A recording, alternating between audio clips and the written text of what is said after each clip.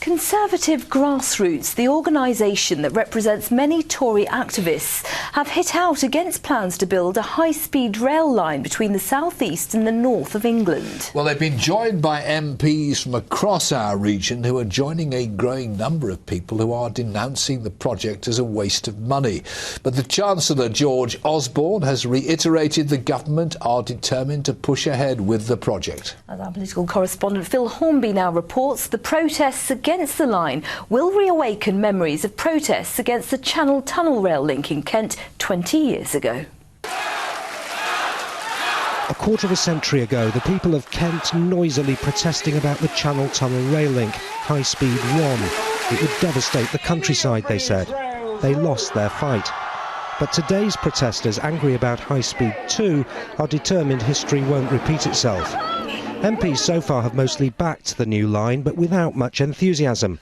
Now more are having their doubts about the environmental damage and the money. They say the government's underestimated the cost, the bill went up by £10 billion earlier this year, and overestimated the economic benefit.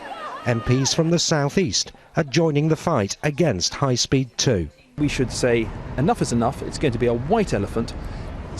Cut any further expenditure and use that money that you've saved, tens of billions of pounds, in many other areas. And do you think more MPs are agreeing with you now? I think they're coming round. The business case is yet to be proved. You know, where is the business case? And I think the government needs to look at this very hard.